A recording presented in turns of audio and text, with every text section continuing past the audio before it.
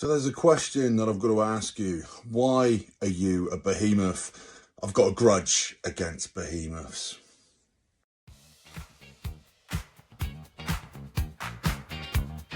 Slideshow. Don't forget the slides. We won't get into that. We advise to use protection. Yes, definitely always use protection. I'm 196 centimeters, and that's basically it. I'm here to learn as much as you guys are.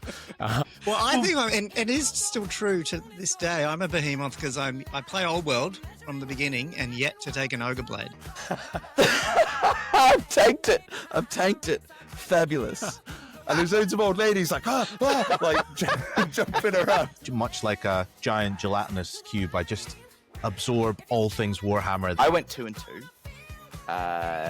You guys at the first one? Yeah. You were both at the first one? Yeah. So that's 5 for Where you? my hatred of wood elves started, Paddy. Yeah, of course. Now, this is peak Warhammer content here. A screenshot with a MS Paint line drawn on it. And Alex went 1 and 3. And that one is debatable. I think gyrocopters and the X-Force in general has been hit very hard recently by people teching into playing against Cathay.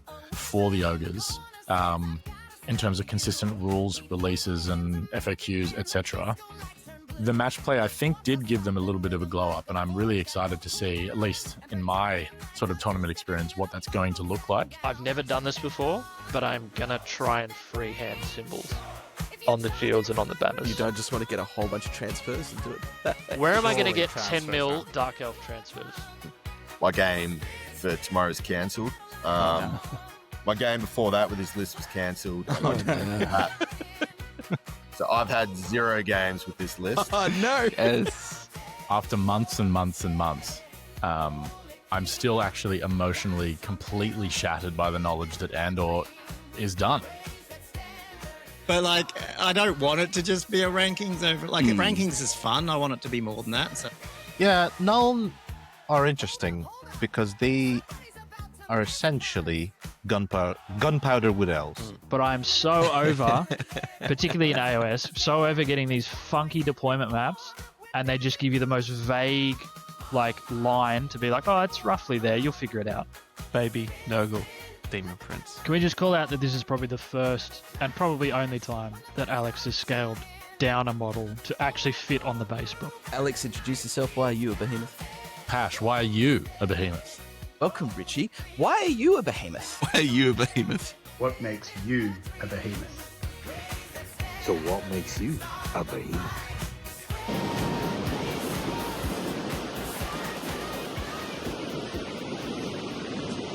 What makes you a behemoth?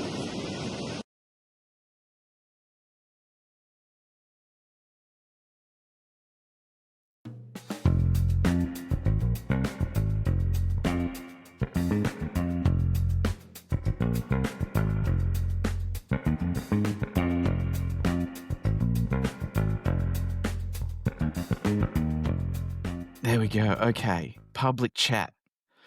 Who is here in the public chat? Surprisingly, Dave is here. Hi, Dave. And yes, we can see all the YouTube comments. We absolutely can. Science. Good evening, everybody, and welcome to a very special big behemoth bonanza for the end of the year. I know there's a delay on the cast, and so we'll have to get used to that. I don't know how, Gommo, you and Josh do it every week, but we will get used to that, and we'll keep an eye on the chat as we go through. But tonight, we have a lovely little episode prepared for you. My name is Alasdair. I'm part of the Old World Behemoths. With me from the Old World Behemoths, I also have, well, you'd know if you're on this channel at this point that this is who we are. With me, I have Alex and Chris, but we're joined by very special guests, going to get that right, from the 2 Plus podcasts. Patrick Brown. Hello, Paddy. Hey, thanks for having me. You're so welcome. And from Old World Fanatics, Josh and Gommo. Welcome. Gommo, welcome back. Hey, guys. Thanks for having us. Yeah. Sorry, Andrew was going to come back. today, but yeah, he had a big Christmas. Gommo's a bit more. Have you been on Gommo's here a guest before? before. He has. Yeah, I'm a little behemoth. Yeah, absolutely. So yes, we were hoping Andrew were able to join us, but it sounds like he's having a cracker of a day. And Tom is very much the same. He's down the coast having a fabulous Christmas/New Year's holiday, and I'm sure I don't know if Andrew's having a holiday. I just actually went to his house today, and Oh, he has well. a second story now. I didn't realize because he's putting got the another second story up, story. and it is Oh up, my and I'm God. like, and Wow. it's a construction zone, and he's coming out of it's a ladder. It's a construction holiday. It's fine. It's so the same funny. thing. Sorry, Right. I'm just totally overdoing your podcast intro, but he's literally imagine this. It's a 2-story construction zone. This man comes down a ladder, he's a full builder, to hand the other visitor a bunch of China cast miniatures. There is nothing Two more nerds masculine. sitting on a step going through baggies of which in Mayfield you think might be drugs, but is more expensive than drugs, people. Yeah. Amazing. We'll try not to spread that around too much, particularly on the building sites. Yeah. So we've got hello everyone in the chat again. We've got a little bit of a different format for you tonight. We were having a bit of a chat about how to do this and how we were going to make this a little different to the recap episodes. I know Old World Fanatics, you guys have done your predictions episode for next year, so we're not going to spend For what it's worth. It's good Bit of a game. value. Who knows what will happen next year? But go and check that out. We might put that in the show description when this actually ends up going live. Excuse me, when the recording of this goes live. But we're going to steer away from anything that hopefully we've talked about already. And I've got a few questions for everybody. We're going to go, not everyone's going to answer every question.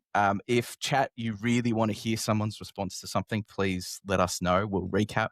But otherwise, we're just going to go through. We're going to have a bit of a chat about how this year has gone, have a bit of a chat about some of the bits and pieces that I really want to pick Old World Fanatics and 2+ brain about as well. And since I'm in charge, that's what we're going to do. Do you have anything to add, Chris or Alex, before we dive in? No, I think we can dive in.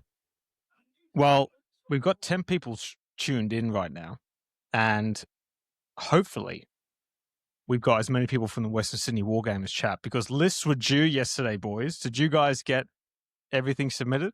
Mate, I I was due on on Friday I was on the night. wait list, and I got Wasn't my it? list in on time. We had an They- extension, Gommo, a Christmas. Oh, did we? I miracle. didn't know that. Oh, okay. Didn't need it. All good. No. Wasn't it my due, Colby colleague- like- Gherkin's got like 140 Noblas to paint. Wasn't it due That's- like He'll do that Boxing Day? now. He'll do that in the car ride there. I was impressed. I thought I was bad leaving the majority of my army to this point, and Bobby's still assembling. That's a lot. Well, he of doesn't do Bobby. it the day before. Yeah, he waits the night before. And he just Insane. airbrushes it. That's what he does. I mean, look, each their own, I suppose. Airbrush and a dry brush, and you're most of the way there. You just need a mop to do it with 141 Noblas. So I had, like I said, I've got a few questions, but I had one that I wanted to just go around the grounds and just ask everyone. If you had to describe the last year of the old world in a word, one word, you can then spend 30 seconds talking about it. But if you had to describe it in a word, what would it be? And Paddy, I'm gonna pick on you. Yeah, that's a common theme with you, Alistair, isn't it? Picking on me. This year has been informative, I guess. It's an interesting old game. I thought I had it figured out at the start of this year in terms of what it meant, but this has been an interesting year. A lot's changed. Very cool. Informative from the podcast aspect as well. Both, yeah. What people play Warhammer for, really. Like it's how you break up that pie of Warhammer players. I think it's not as simple as people think. I think like some ends of the spectrum get a lot of attention and other parts don't. And it might be the part that don't that might be the biggest, almost, if you know what I mean. Gonna That's talk kind a of bit the about journey that that later Alex on, and I I think. have been going down. So it's been interesting this year. Awesome. What about you, Josh? I don't know. I don't know how to interpret this question. I think it's been a bit of a roller coaster. Is probably how I'd describe it. Yes, I'm glad I got our second. Please, because there's explain. been really good bits, and there's been really quite amazing releases and stuff that's come out of nowhere that we didn't expect. And there's also been stuff where we've been like, oh, this book is full of like random typos, or this hasn't been probably play tested, or that kind of thing. Overall, I think it's been really good, and the way they just blasted out those releases and then hit us with Cathay and stuff was just amazing. But yeah, no, it's been quite a ride this year. It's probably I can I can get on board with the adrenaline rush, certainly. Chris, who's just taken a big mouthful of water. What about you? Thank you for waiting until I did that. I would say chaotic, and I don't want that to be a bad word. I actually think it's quite neutral in the sense that we had so much good come out of the game and so many good changes to the game, but we also had a lot of, I think, bad changes and chaotic stuff happen. Like for me, the Cathay models are incredible and amazing. The speed at which some of the releases came out across the board were pretty disappointing at times, I think. But I think the direction of the game is going in seems positive. So I'm hoping that the chaos settles down a little bit next year and we get a bit more of a rhythm. Like part of the chaos is we don't know what's happening a lot of the time. I don't think GW knows it at times. This game kind of exploded out the gates, I think, and took them by surprise. And they're just finding their feet a little bit now. 8 Arcane Journals and a brand new army release down. It's amazing how quickly they were able to do it, to be perfectly honest. Chat, same goes for you. Tell us what word describes the last year of Warhammer for you. Gommo, now that you've had a chance to reconsider Rollercoaster. Yeah, Rollercoaster was one, but maybe I'll just go boring, just go surprising, because I think like we all got totally surprised. Like I think that started out how we thought it might be, and I think everyone was a bit, oh, will it, how long's these journals going to go? And then suddenly, yeah, it just, I don't know, it took me by surprise with how much they've committed, even though, like you said, it's a bit chaotic. So imagine when they get all their ducks in line and the team in line and the gears in line, and yeah, it's going to be crazy next year. So this year was a pleasant surprise, if I can use 2 words. Fair enough. Alex? I'm going with explosive, and Chris touched on it, and going off your comments, Gommo, because last year was like the entrance. We've returned back. Who are these like strange people that we're going back into a room with? And now we're suddenly 2 years in going, we have a new army. We have them reinvesting in new models. We have them looking at the rule set, quotation marks, in whatever way you want to interpret that as. Okay, 1.5 coming in and switching things up rather than just letting it sit. Fair enough. And Mark, I've just seen your comment. GW hates Wood Elves. No, GW doesn't hate Wood Elves. Alistair hates Wood Elves. I hate Wood Elves. Thank you. All right. Well, thank you for that. And I think I've just had a very brief reminder in a slightly separate chat. I didn't ask why everyone is a behemoth. So we're gonna do the thing, because we never pass up an opportunity to do the thing. Gommo, you've done this before. But are you supposed to change it? Oh, actually, you change yours. We do all the time. Yeah. All the time. So I'll kick off and I'll say I'm a behemoth. And I think I've shared with everybody in this chat, but I haven't shared with everyone at home. I am painting a steam tank at the moment, and I feel like I'm a behemoth because I'm going to rock up to an event with a steam tank that is fully 7 inches long, and that's a 60 by 100 base, right? And that's right under the middle wheel, and that thing's gonna make me feel like a real big man. Alex, why are you a behemoth? Oh, because the fat man's coming back, baby. Ooh, he's back. Love it. With lots of little fat men. By the look of With some of the the pictures little you've fat been man, sharing. fat man. Yep. So that's what makes me a behemoth, is that the Great Unclean One is coming back to defend his win streak. Love it. Chris, why are you a behemoth? I'm a behemoth because I agreed today to adopt 2 new kittens with the girlfriend, and I've just spent a behemoth amount of money on pet supplies. I mean, let's not get into whose decision that ultimately ended up being. It was a joint decision. Definitely. 100% 70-30 joint decision. Yeah. Thank you, Chris. Paddy, why are you a behemoth? I guess maybe because I took an Arachnarok spider to a tournament and had a positive record and don't regret it. That thing sucks. Are we seeing it? Are we seeing it again, Paddy? Is it coming on January? Nah, it had its one go. I'm not coming on January, unfortunately. But if I was, I would not be bearing a bloody Arachnarok spider, that's for sure. I was pondering about Arachnaroks today, actually, on a walk, because I was thinking, what's this FAQ going to bring? Imagine if something happens and it's actually good, because I got 2 locked and loaded, ready to go. How many points? How many points would need to be shaved off, Gommo? 120? 50%. Yeah. Well, it depends what you're comparing against. Yeah, but yeah. Amazing. Literally, that's awesome. On that, Gommo, why are you a behemoth? Oh, man, I don't know. I didn't think about this. I should have. I'm just going to go with the old school that I had already. That I am yet to take the Ogre Blade, and now that it's gone up in points, I know 6 months ago, whatever it was, I'm still not going to take it. I might even get through this entire edition and never have taken the Ogre Blade. That's how I'm going to be a it's behemoth. an achievement that you lasted until it went up in points and didn't take it. I think that's like one of those significant gates that not everyone can go through. Because now, since it's gone up in points, it's there are not lots as of rare people as who go, much. "Oh, I'm never going to take an Ogre Blade anymore." Yeah. But yes, no, I think that I'll also still end up remains an achievement. fielding a Cathay army right at the right time when balloons get nerfed, and by the time I get it done. Yep, that'll be Behemoth. Yeah. Yep.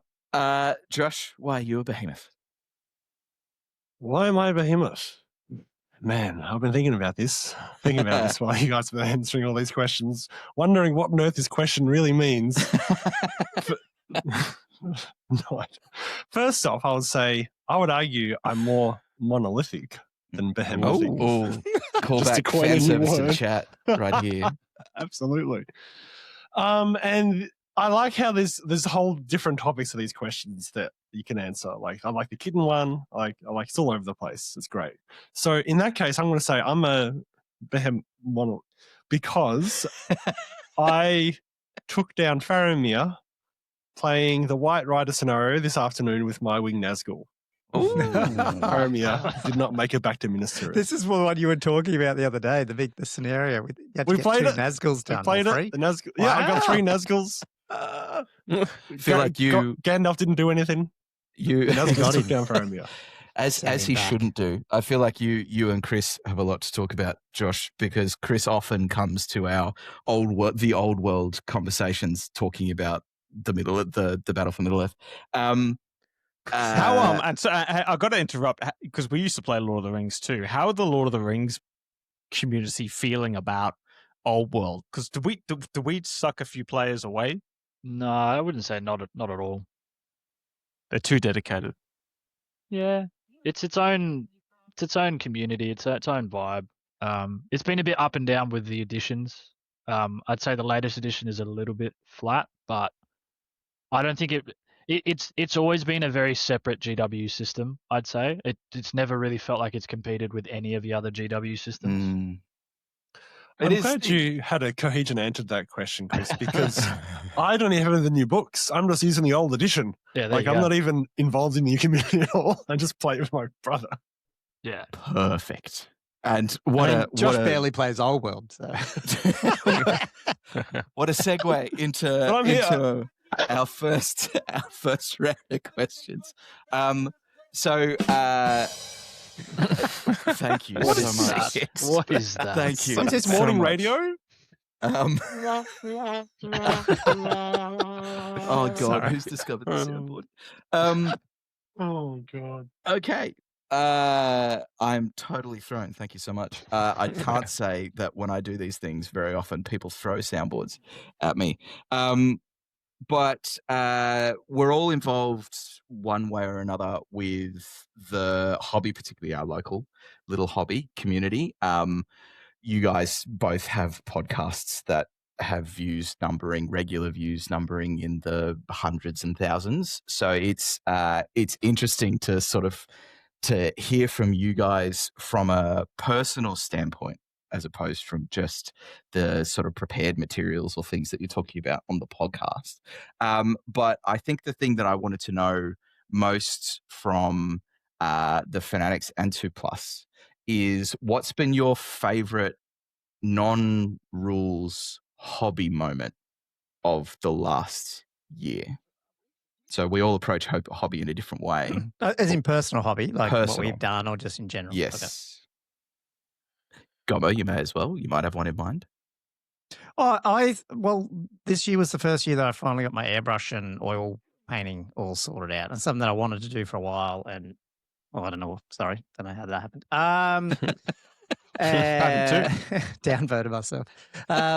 But yeah, that was probably like as a hobby thing. I feel like like you can sit like it's any type of, and I don't mean to use the word skill, but when you learn something, like you play guitar and you hit a plateau. It's that plateau. I don't know. Chris might know the word for, I don't know, but like you have those things where you learn and then you sit in the plateau for ages and then you go to the next one. And I'm not saying as you go up you get better, but you get more diverse, I guess. And so being able to finally sort that out and get some results, and the Beastmen I think look pretty good. So hopefully I can keep building on that. Not every army will be done that way, but just see how I go. So that was good for, I don't know, just personal hobby and just how quick I could get something out. So fair enough. Paddy, you've done some army backflips this year. Yeah, but interestingly, so I painted, this year was kind of like the year of the orc. I painted a whole bunch of orcs and goblins up, and now I've moved on to Skaven, which I'm about 1,000 points into the 2,500 or so that I've got total. But I think actually the funnest hobby situation, the best I've had, is actually making terrain. I've made a bunch of homemade terrain, and it's like really satisfying putting homemade terrain that doesn't look like crap on a board. Like my entire setup here is homemade. I made hills with my daughter, who like helped use the putty stuff to fill in the gaps. We painted it together and stuff. It's literally making like year 5 craft stuff. Yeah. But you're 30 plus years old now and you know how to use colors. So it's actually super easy to like make a hill look good. And YouTube, as we all know, just kind of teaches you how to do all this stuff instantly. So the painting, I'm kind of waning a little bit on the Skaven. It's been a big year of painting, and contrasts, although they're great, they kind of take a bit of like the arduous nature out of it. So like the reward doesn't almost seem as there, even though they look good. But terrain for me is the big winner. I love it. Fair enough. I do have to say my experience with contrast paint is one of fury, because every time I paint something and it ends up looking really good with contrast paint, I get really upset. Really, really upset that I would have 2 years ago, I would have agonized over a model. I would have done all the things that Tom is doing at the moment, which he spends so much time delicately painting, shading, layering, all the old craft, call it, of Warhammer hobby. And I've had these experiences where I've painted something, looks incredible. It's taken me 20 minutes to do, looks amazing, and all I feel is rage. Just you say pure 2 rage. years ago, but it was really like 8 months ago when we had to. Yeah, you're right. Press you into contrast paints.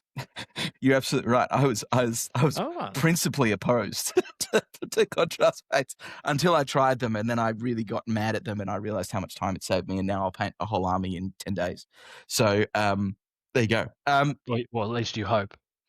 No. Yeah, have you got an updated pic? I do. It's all based. It's all sprayed. I spent the afternoon this afternoon spraying everything. So it's not grey resin anymore. It's white resin with shading. Josh, favorite non-rules hobby moment of the year? Doesn't have to be the old world. What's with the non-rules thing? Like, why is the question framed like that? It's just confusing to me. You don't like my questions, do you, Josh? I have an inquiring mind. Is this any kind of hobby? So this could include podcasting. I would argue podcasting could is kind of include a hobby. podcasting. Could include printing. Lots of stuff. I don't know. I have. It's like picking a little your own child. Like, which one would you want? I just love them. Probably my little orc warband that I did was probably my favorite little bit of hobby. It was it was sort of nomadic war themed, but just with lots of random bits of Bretonian stolen goods on them. I don't have a photo handy. Sorry, guys. I might post one later. I think you've thrown on in the Western Sydney Wargamers chat, haven't you? Is it you who had the or who is it that has the night goblins? Josh is not in it. No. Oh, okay. There's someone who's done a similar embarrassing. thing, Josh, which the concept looks amazing. Keith? No, I don't think it's Keith. I think it's someone slightly incongruous, and I can't remember who it is. You know who you are if you end up watching. Right. I suppose a follow up to that one. We've been to community events. We've been around, and I think it's fair to say that there's a few decades worth of sort of Warhammer fantasy battles experience around, right? And so we've probably seen a lot of what's been on offer at previous events or social or hobby gatherings, that sort of thing.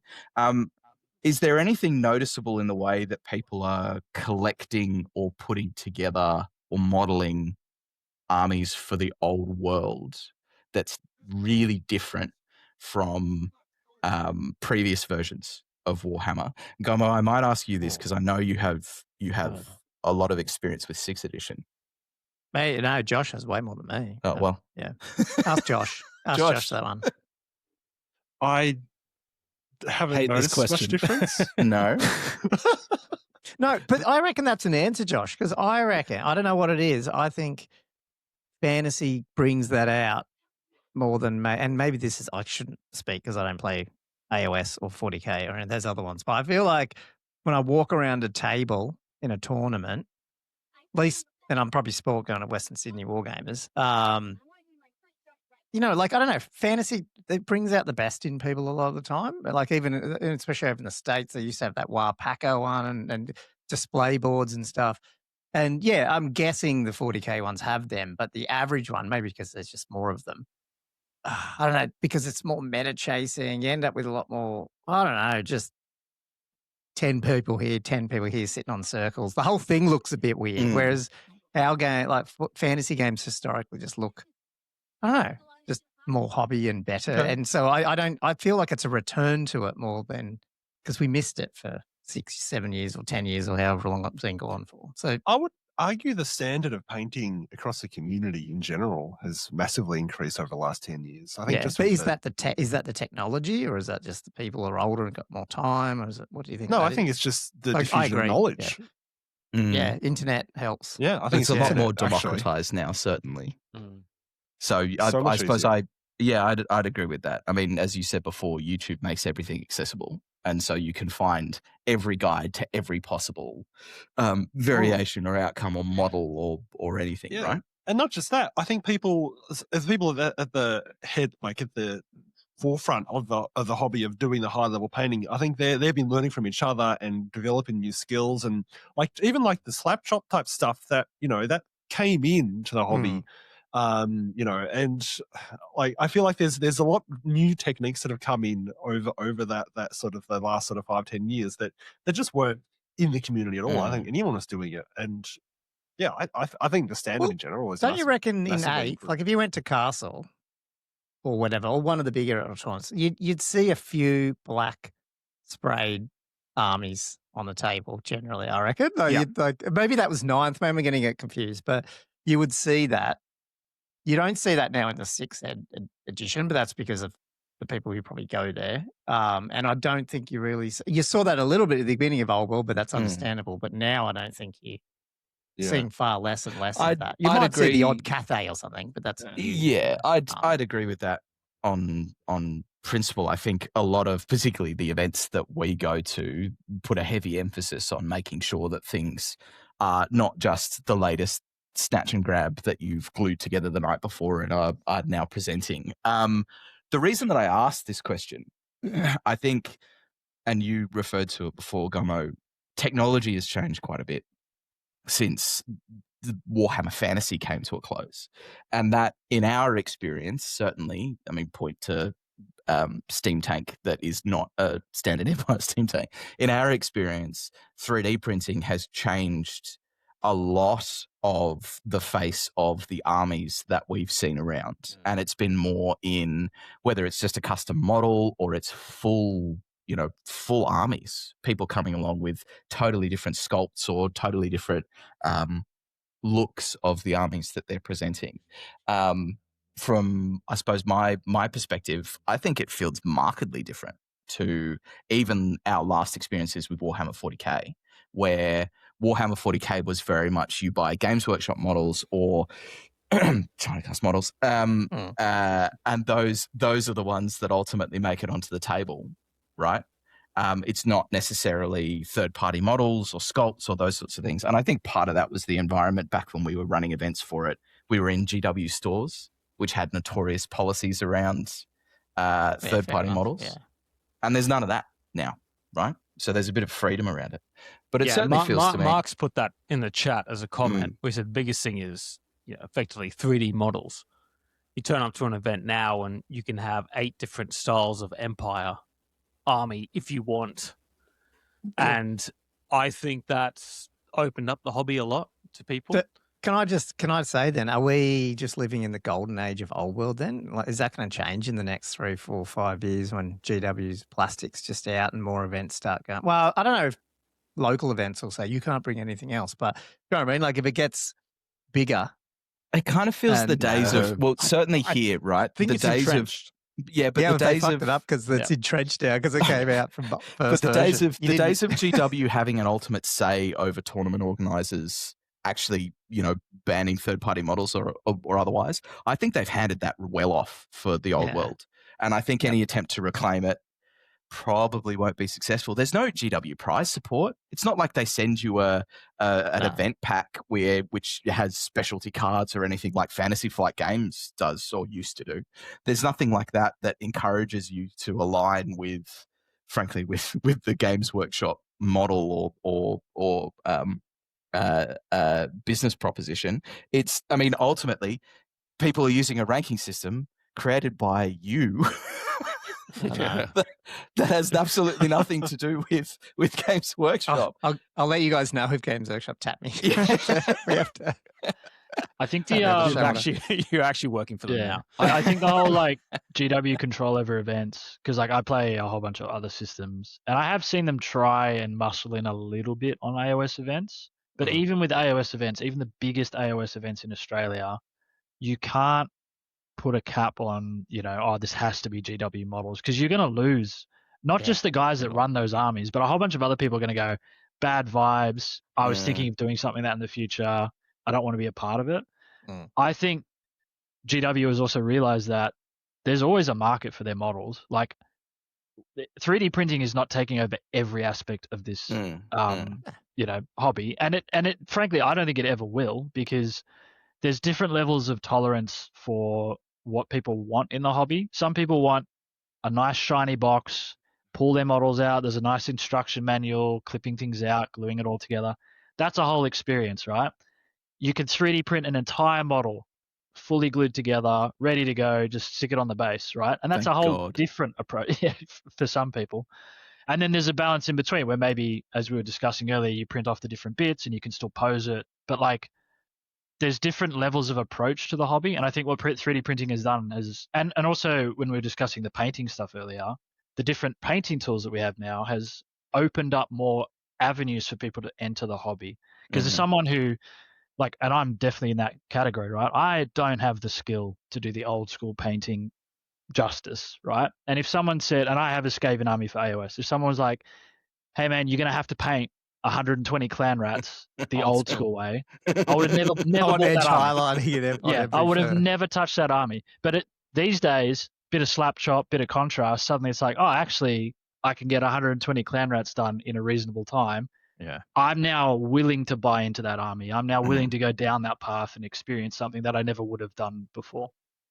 And look, Games Workshop own the direction of that because like Cathay came out as a stylistic thing, and obviously it was out in Total War, and now you're getting the White Angels or whoever, they can't remember which ones are doing it now, but there's a bunch doing Cathay-like armies. And so all they need to do is to stay creative, own the lore, bring it out, bring out plastics.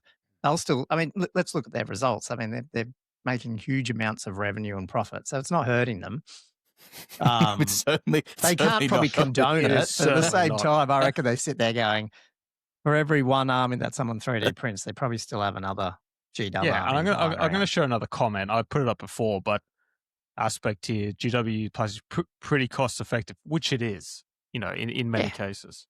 I mean, compared to Chris's cats, what he just spent today, I bet you it's quite cheap. This hobby. Only I should have just bought a Cathay army.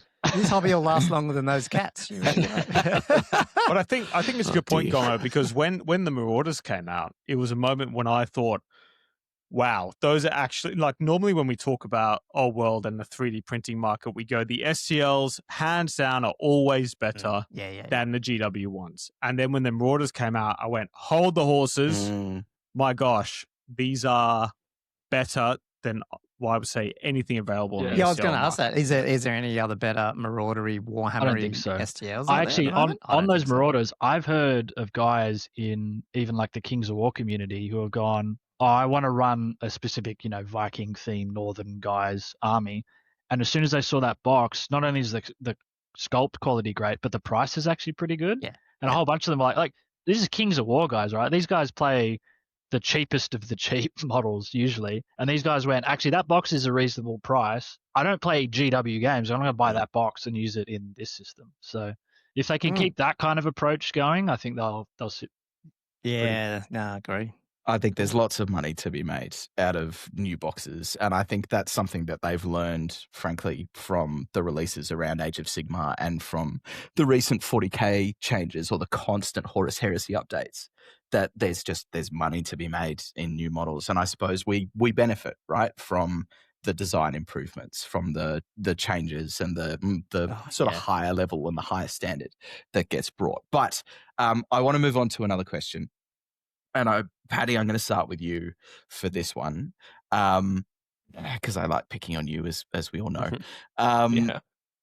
But we know who have been the big success stories. I think this year, I think it's been pretty plain in competitive event results who has been topping the ladder and why. I wanted to ask whether or not there's an army of infamy, or a faction that you think is sort of quietly succeeding, while a lot of these sort of more flashy elements of the game are pushing through. So are you talking purely competitive or like in the Warhammer anything sphere? at all? Your choice. Because my experience with Orcs and Goblins is that it ticks all the boxes any Warhammer player would want in an army. They are competitive because you have Night Goblins and Fanatics. They have like a wide range of models in each in each section. So like the core, special, and rare isn't auto take this. Maybe the rare is, but there's clear themes with Night Goblins, Orcs, Common Goblins. There's a million characters to choose from that aren't broken but are all good. And like overall thematically, Orcs and Goblins, I think just kind of is very strong. And they seem to do well enough. They don't often win tournaments, but they do. And they're near the podium. So if you want to play competitively, you can. If you can play hard thematically, you can. The Nomadic War Army of Infamy as well is like a clear delineation between Grand Army and this way to play. Troll Horde has its shortfalls because of stupidity changes, but I think it has everything you need to have fun in the old world. You don't feel undone like an elf player does just because you're toughness 3, no armor. So yeah, they're my winners. Comment. Yeah. Awesome. Josh, what about you? Is there a faction, an army of infamy, someone that you think is quietly succeeding? quiet list of seating. I don't really have any particular dark horses in mind as such.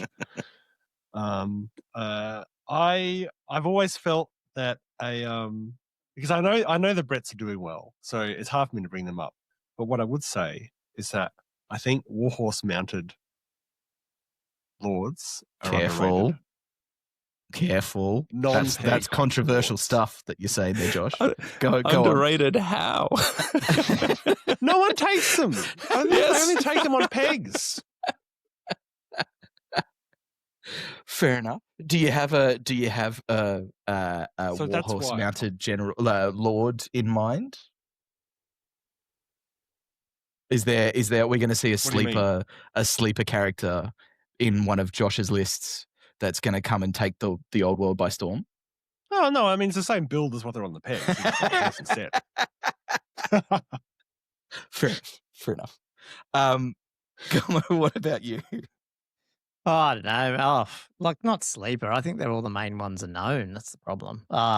They jump around a little bit, and who knows what's going to end 1-5. I'm just going to jump on Paddy's thing because I think, like, I played Orcs, the second army in Old World, and that's my main one from way back. The thing I like about that one is that seems like no FAQ seems to nerf them because they are so varied. So like it doesn't really matter what happens in this next FAQ. I feel like Orcs have that roster that there's going to be something in there. Like we joked about the spiders before that. Like there's a whole host of stuff in the barrel still. They've got the holster if we can just be allowed to use it. You know what I mean? And that's why I think the Orcs are just, I still think, and look, to be honest, like when you look at the stats, I mean, they're the most used faction.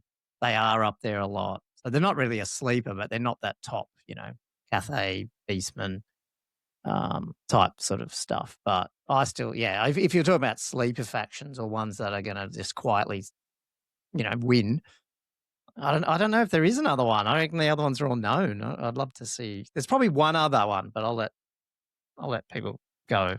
Chris, what do you reckon? Yeah, I was about to say Alex, but Chris, go on. Yeah, I'm just trying to think. I think maybe for me it's probably is it ogres, Chris? Are you going to say ogres? It's never going to be ogres, mate. No, I think it's probably dark elves, to be honest. I think, like, I know our community has shown that they do get a run. I know Val seems to, like, I'm not going to say Val has a vendetta against them, but he shit talks them a lot. And I don't think they're as bad as he's saying. So I think there's like a middle ground there where they've got the tools to perform really well. I think it's quite hard to build a really strong Dark Elf list. Like, I think there's a lot of traps to fall into. But when someone gets it right and they can pilot the list well, I think it's as competitive as kind of those top-end lists. We just don't see it piloted that often. My hot take off the back of that as a Dark Elf player is that it's rapidly running out of tools. And that feels to me like the potential pitfall that no Dark Elf player can escape. Matt is in the chat. I think Dark Elf Matt, you're in the chat. He Please definitely is. Prove us wrong otherwise. But he's not bringing them. Well, there you go. But I certainly feel that as Matt just said, the Renegade changes could absolutely go further for Dark Elves. But then you could argue it could go further for everybody, and Alex will harp on about demons and such. Which, Alex, you're going to say what I'm going to say. I'm saying dwarves. Because dwarves? That did not look like a dwarf to me. No. That's a dwarf. That's a dwarf. Okay, that's I'm not 100% dwarf. Mostly because, and here's my like prophetic vision, right? Is it's all in cycles, right? Now it's all going to change, and the Dwarf King and Holy God Richie is going to come up with a new list, which is going to come waterfall down through the very tight-knit dwarf community, which is very dedicated. I didn't realize the dwarf community subscribed to trickle-down economics, but go on. It is the definition of trickle-down economics, Alistair. because when he comes They're up with at a the list, bottom. it trickles down. Very true. Very good call. But the dwarves just cop so much hate. Oh, they're rubbish. So we come up with a gyro list. Oh, you guys are the worst players ever to bring these types of things. I think even somebody on this podcast said, "What are you doing? What are you doing, Alex? You don't need to be that guy, Paddy." Yeah, dwarves suck, man. Not to Dwarves name are any so names bad. or anything, but Dwarves are so bad. Movement Spam. 3. You have a free just pass cannot to do it. spam They don't- gyrocopters. Free pass. Gyro spam hasn't won shit. Like it's just an annoying piece of crap list that annoys people and doesn't win tournaments. It just frustrates people. amazing. My choice would be, and I think someone in chat's already said it. I think the Marauders are due a moment at some point, and I've played against your brother, Patrick, in the last 2+ event, in the teams event with his Marauders list, and it scared the pants off me, despite the fact that he ran straight at me very, very happily, and it went my way, but they scared the pants off me. The potential that someone has to really, and to your point, Chris, I think it's going to take a really deft pilot to get the most out of them. But Marauders, yeah, there's a lot to love about the changes that are being made there, and from a sort of slightly different aspect from what we've talked about, hobby wise, the new Marauder sculpts. If that's just a sign of things to come for Chaos and for Chaos Marauders, I think there's some real fun to be had with that faction. Hopefully they layer the love out to everybody else. And to get in ahead of chat and the rest of the comments, no, High Elves don't need a re-release. They don't. There's plenty of nice High Elf models out there. There are other things like Nightly Orders that could. No, I think that was my releases. deep chat GPT. Please decipher these comments. Analytics. Oh, the guys don't know. I put it in the chat saying, maybe this, there's a rumor floating around from the poem that Jab put out around the Western fleet. That's not a direct quote, but me using an anecdotal approach. And what's west of the old world, people? And on boats? Nagaroth. Austria. Don't get your hopes up. Don't do it. The closest thing from Jav, and I still will never understand your undying devotion to him and his QAnon like predictions, Alex. But the only thing that I'll say that becomes at all ominous is the Morn elements of it, and maybe we see ogres because of the way that they've sort of trot around with Age of Sigmar.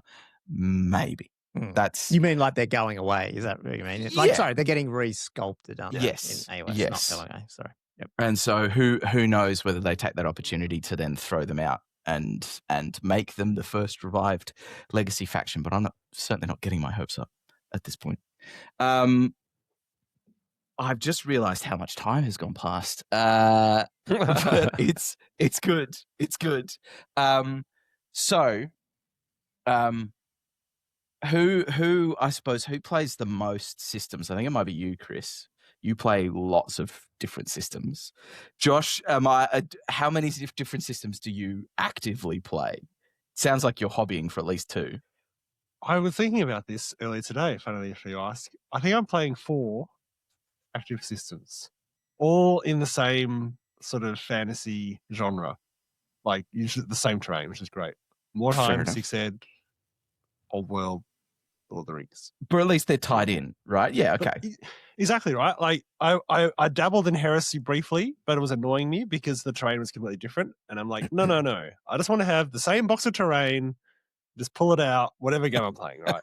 Much easier. Needs to fit the setting. And if there's Is Heresy the horrific just blocks of buildings L-shaped buildings Like they're like doing for 40K at the moment. Nah, 30K's always God. had. And I better feel models. bad, like when we were ripping into the other editions, and that fantasy is so much better in terms of the look. I hope people don't misconstrue. I think 30K is probably what we follow. I think their tables look fucking stupendous, and most of the modeling you see in 30K is top notch. So yeah, no, Fair it's enough. good. It's just yes, you do need different terrain than fantasy. Paddy, how many are you? I mean, you know, in all your free time. Yeah, I got one. Is parenting a system? That's my main. I've got my children. Parenting future Warhammer players. So Yeah, that's right. Yeah, Editing your brother's videos. Pretty much, yeah. Yeah. No, he doesn't edit. He doesn't need editing. He just spits them out. I play Old World, and I only get it. I probably get a game in once every 3 weeks, maybe. Okay. I do. Well, with that then in mind, and understanding that probably only half of us can have a decent answer to this next question. So, what's felt different this year with events that you've gone to for the Old World to events that you've gone to for some of those other systems that you've been to? And Chris, I'll start with you. Oh God. It's difficult because now I have to cycle through all the other events that I've gone through. Oh, sorry. Yeah, I should have given you a minute to think about the 14 all right. systems.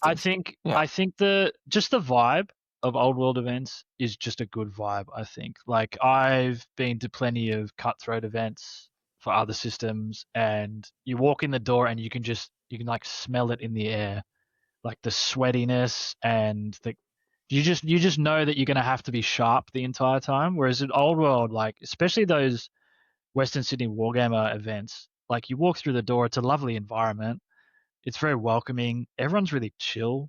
Everyone's there for just a good time. I've had 1 or 2 bad games, but knowing the people that were in those games, it's kind of like, okay, I kind of know what to expect next time. But every other person that I've played has always been like super friendly and nice. So I just think it's just the way that we're approaching, I guess, competitive gaming feels different to all the other systems that I play, in that even though it's competitive, we're taking I wouldn't say a softer side to it, but like, it's just a nicer way of approaching it, I think. Keen chat. I know there are some very competitive players listening. Keen to hear from you guys as well about this. Is there something different about the Old World events, if anything, or are they the same sorts of things that you're used to going to other systems? Gommo, what do you think? Well, I don't go to any other systems. I don't know how to, like, I barely get enough time to play Old World. That's the problem. I don't know. I don't know how to answer it. I feel like we are still in the bit of infancy. I think locally, when I say locally, I mean sort of Australia, I think we've got that laid back. Like, I don't have bad games back in like 8th and stuff either. Yeah. Like, yeah, you do have, I think you tend, because we're a small community, you tend to get the top 10 players end up playing each other after the first, second round. And I sometimes wonder if it gets a bit boring for those players, that they just end up playing the same people over and over again after, like, this first round.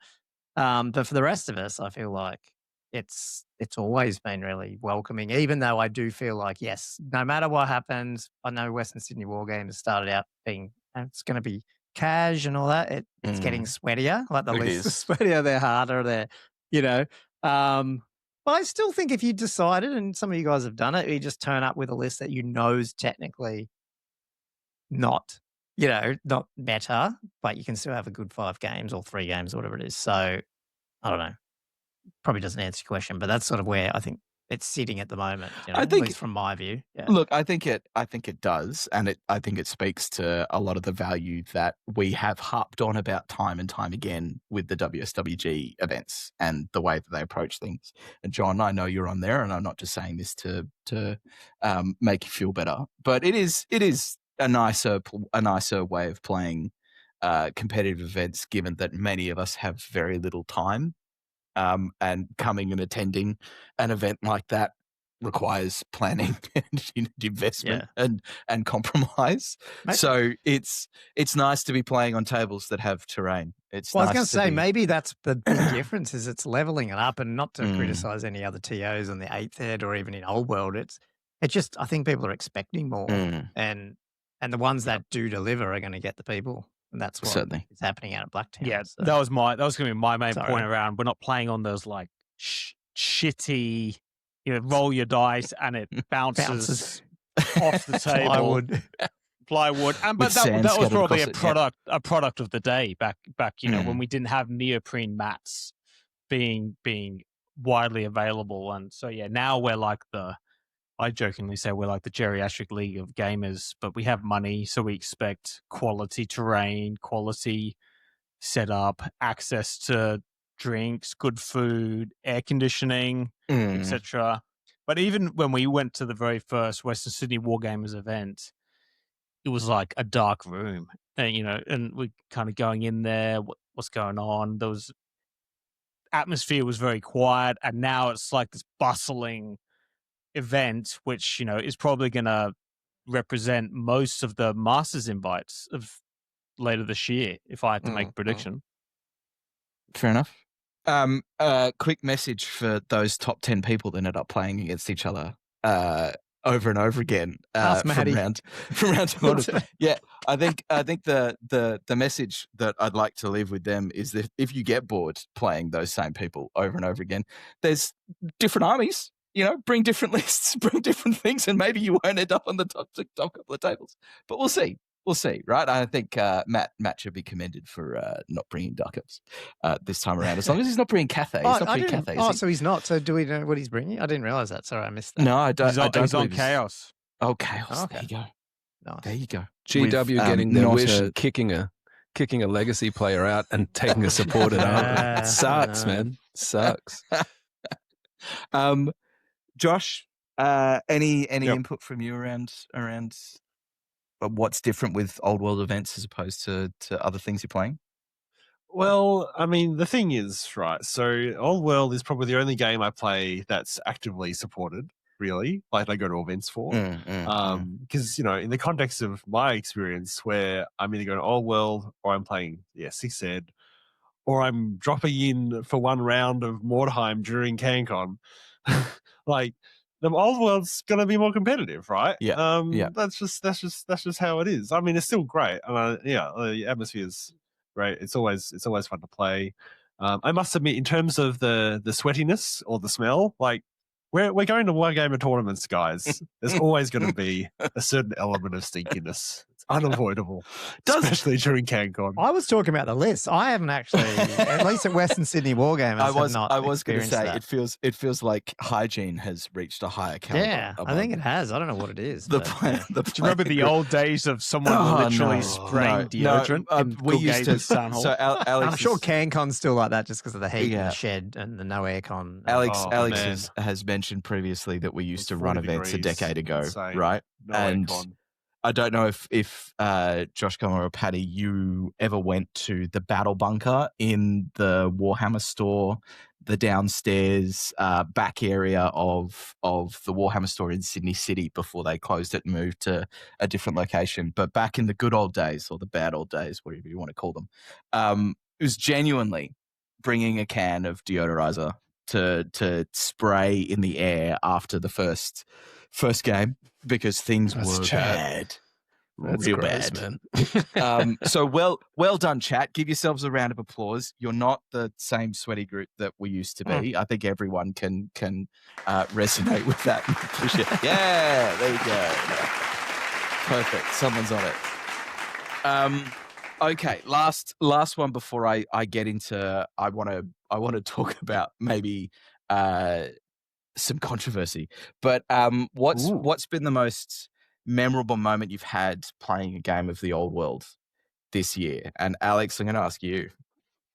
Oh gosh, it has to be when I brought the demons to Old Hammer. I think it was July, whatever it was. I was playing Ewan, and I charged my Soul Grinder in, lost by 1, and rolled double 6 and teleported back to the warp. And we stood there for probably 5 minutes. I had to get the rule book out to show him that this was a legitimate rule because he said, there's no way you have this correct.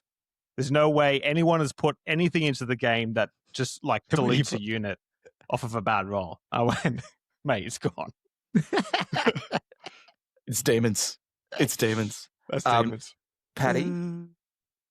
Yeah, it's tough. I've had a lot. The game is so fun. Always gives you so many random moments. I guess maybe playing against Paul in the recent Oldhammer, his Cathay, he had a 10 wound lantern and I killed it. I remember I killed it and I was like jumping up and down. I was like, fuck you.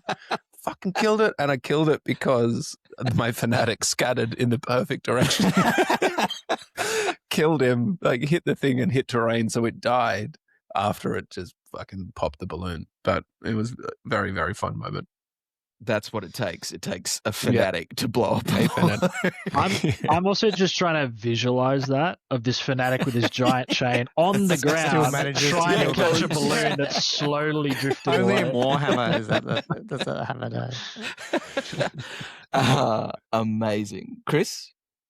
I guess shout out to the doubles event that you guys ran. I had a great game. I can't remember the exact players, but it was basically Warriors of Chaos and Orcs and Goblins. And then my team was Orcs and Goblins and Ogres. And we agreed at the start of the game, fuck tactics. Let's just full send at each other and see what happens. And it was the biggest mess of a game that I've ever played. But it was so fun. Like it ended up with stupid things like saber tusks running down like night goblins at the end of the game, and other silly stuff like that. But it was so much fun. Amazing. Next, Legacies of War, Old World Behemoths doubles tournament. I'm not going to miss the opportunity to plug it. February 7th, Exiles Gaming Club in Marrickville. We will pop the players pack in the description of this afterwards. But we've got, I think, 10 teams now out of a possible 12 or 14. So it's going to be a really good time. Gommo Josh, if you managed to make it down on February the 7th. Paddy, if you can wrangle your brother into coming along to an event, we'd love to see you. I'm trying to get the other brother on Old World Rankings by then. We'll have to see. Oh well, yes. Well, we haven't mentioned anything about that, Gommo. But maybe we can talk about that later. But the other brother, Paddy, the one that hasn't yet come along to an event. Yeah, he's had about 3,500 points of Dark Elves that is sitting on his shelf. What's this? The other brother? What?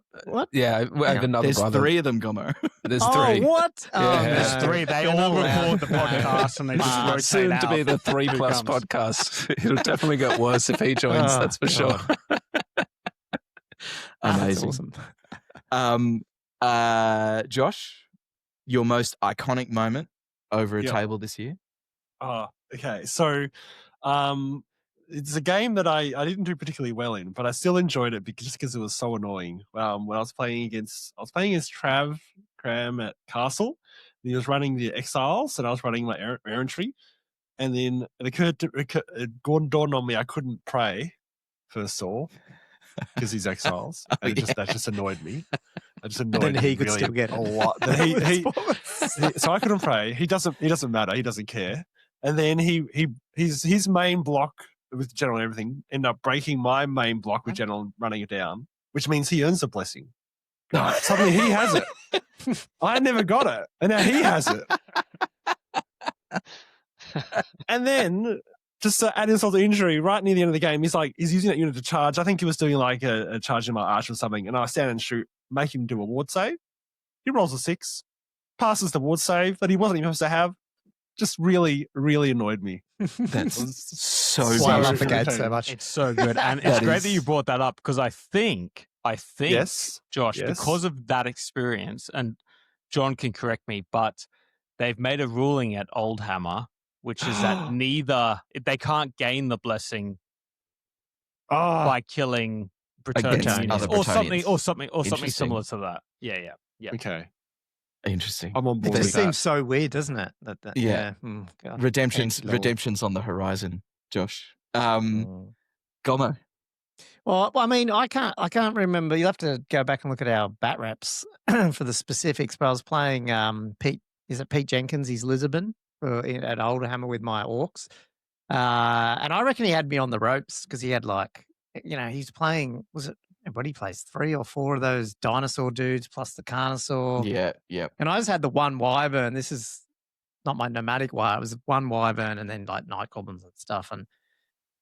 And the Black Orc wyvern just ended up taking out like 4 of his monsters, one after the other. Like I did make some really crazy saves and he whiffed something and I ended up like he got me on the flank, but then because I won, I got to reform and then I ended up killing that thing and overran into something else. And it just this wyvern just like turn 3, I thought, he's getting me here. And then I ended up wiping all these monsters off the board. I was just like, this Black Orc wyvern just saved my ass. If it makes you feel any different or any better about bullying Pete at the doubles event the teams event that Alex and I went to, I had the reverse experience versus Pete, where I was in a sure thing combat with something of mine, and it just went totally the opposite way. So he's had his moments. He's had his moments. Number one. I think he's number 1 in the world for Lisbon. Yeah. He's the one dedicated. Yeah. There's only 3 of them. But, Yeah. Amazing. For me, Matt, you're gonna love it because I'm gonna give you a shout out. It was the sweet Schadenfreude of wind blasting a dragon off the side of a board. Something that I've had the pleasure of repeating twice. So Matt's not the only one. But I do have to say, Matt, that I was in a total, to reveal a little bit of behind the curtain moment. I was in a total panic at that point in our game, and I was freaking out how I was going to deal with the dragon. And Matt just totally made the right move for the dragon. And I don't think he remembered that I had wind blast. And there's John warning, making the warning around wind blast. But he moved it, and the wind blast went off, and the dragon went. You know what's even better about that story is I played Matt the game before and educated him on how to move a dragon. I don't think Matt's got a storied history with tabletop games. I'm not sure Matt needed educating on anything. It wasn't educating, but it was something about wheeling or something like that. I'll take the blame for him. Okay. He's covering for you, Matt. But that was certainly mine of the last year. If I had to choose one, it's just again one of those moments of the whole thing turning on a dice roll, which entertainment. I think. What do you think Alex Brown would say, Paddy? Taking undead to victory? No, I was thinking of a moment that we played. There was a game where we killing blowed each other's general, like 2 combats in a row. He killing blowed my stag lord with his bloody beastman dude, and then my shadow dancer just kind of nicked him underneath the ribs or something and got him. I'd say that. I don't. Yeah, that's where he'd lie. Somewhere fun, not tournament. I think he's kind of burned on tournaments now. Fair. Can't imagine why.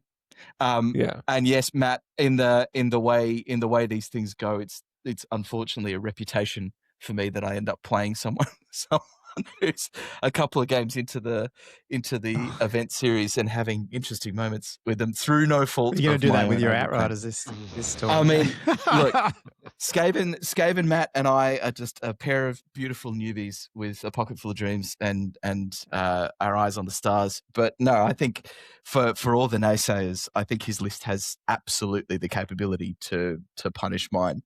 Like the Outriders, for all that they are great and they do a lot of damage, the Outriders are the very epitome of a glass cannon. They are toughness 3 with a 5-up armor save, and that is it. Oh yeah, if you can get a magic missile on them. You blow cool soft air at them, and you lose 6 models. Right, so 24-inch range. Yeah, but lots of things have 24-inch range, right? And wood elves have a lot longer. Patrick, I was dismayed to see how many wood elves are coming on chat. We'll see. Maybe they're the sneaky one because if you actually look at the Aussie faction They're stats, better.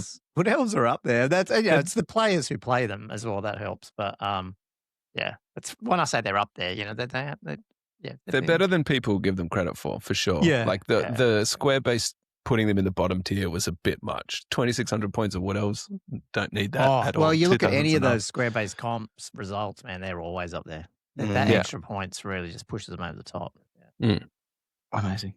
All right, we're an hour and 5 in. I promised to try and keep this to an hour and a half. So, Really? Okay. We're only halfway, I thought. I promised to keep it to an hour and a half, which means we'll probably go We're to doing 2 it all hours. again tomorrow night. So, Yeah, that's right.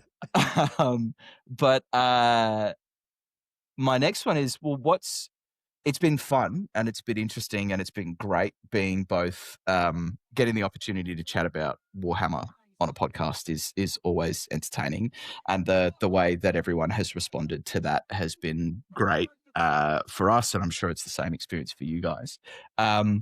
But apart from the podcasting element, what's been the hardest thing about being an old world player this year? And Alex, I'm going to ask you to answer this one first, please. The hardest thing about being an old world player this year is not being able to play as many games as I would like, and I'm speaking individually because of my family commitments. So I'm not complaining because I love that, but it means that there's probably a divide that's formed now between the players that have got 100+ games under their belt and those that might have 30, if not 5, if not 2, if not 1 to the guy you're playing. Thanks for bringing that up again.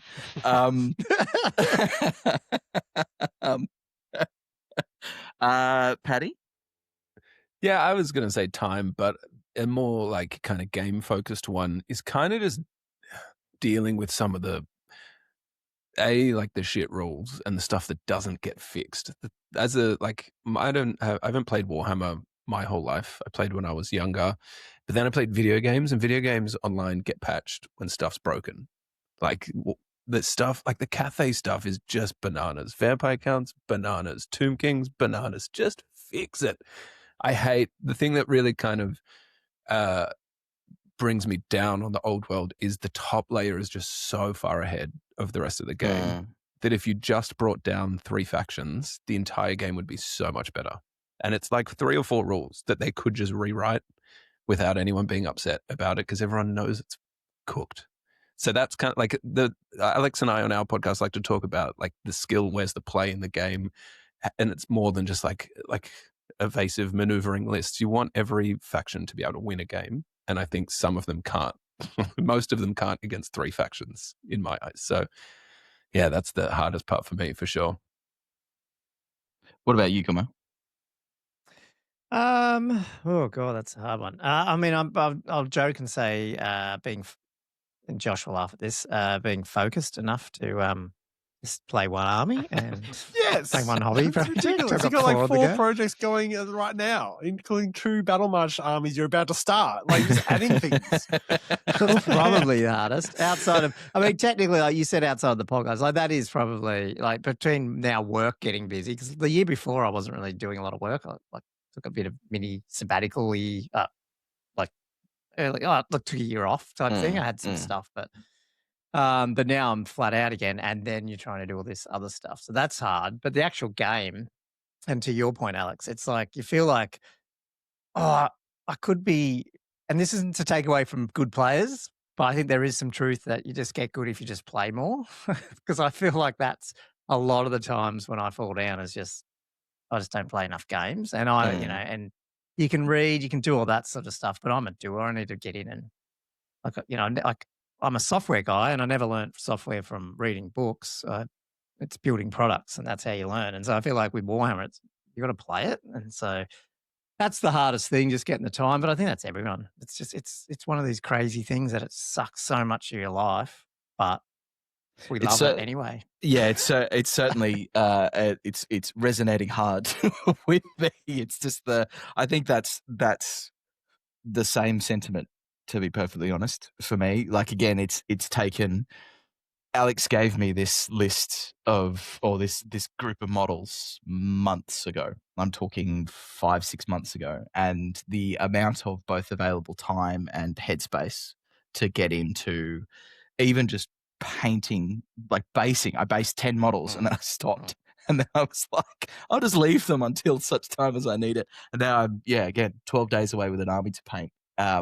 It's difficult being someone who, particularly if you end up having a family and there's other sorts of commitments, that fraction of hours that you have in the evening and trying to allocate those to play games, to get out, to well, because you got to coordinate. At least you can coordinate yourself with hobby. But I mean, that's what's good about this hobby. It has those elements. It's got I'm busy on the train or going to work, so I can still be in it. I'm sitting at home and I can get 2 hours at night. Everyone's asleep. I can paint. And then you have the one where you can coordinate with people and play an actual game. So it does cover everything, but it's still tough. Definitely. TTS is a godsend. Yes, thank you, TTS. Not so much Warhol. We can't get over the principles of Warhol. Oh, right. In our objections. Fair enough. Josh, what about yourself? Let's just be clear on that quickly. We're supportive of Warhol, but personally, we choose TTS. Okay, Ever the diplomat. I don't do either, but yeah. I mean, I have. But, yeah. I don't know if I can. Josh? Well, I mean, my main answer probably would be similar to what you guys were saying about just having enough time, more for hobby than gaming, I feel. But I've got a bunch of stuff. I've got some half-done rivers and roads and stuff that I put aside because I got distracted because I was doing some other high elves, and then I did the orcs, and then it just rolls on, and you kind of just want to sit down and get stuff done sometimes, and it's really frustrating. But I would say the hardest thing is dealing with a rule book that's largely invalidated by all these FAQs that keep coming out, and probably more coming out shortly. So that's going great. Paddy put that in the chat. Yeah, are you someone who enjoys having the physical book in hand when you're at events, when you're doing things? Yeah, I can't say I'm not. Yeah, I definitely like being able to flip something out rather than arguably use a phone that's more convenient because you can just search terms and just have a pop up. I understand. I like the physical book. It comes from a particular place of having the books and using them to reference, but it certainly feels like I totally get where you're coming from. So it feels it's a totally different book now to what it was 18 months ago, right? It's a very, very different book. Yeah, absolutely. And apparently the other hard thing I've been dealing with is monoliths, but that's based on the chat that's been going on. Yep. Very hard monoliths. Fair enough. 2026, no one can say monolith challenge in Olafinate's chat. We've got an under and over wasn't my going idea. here, man. So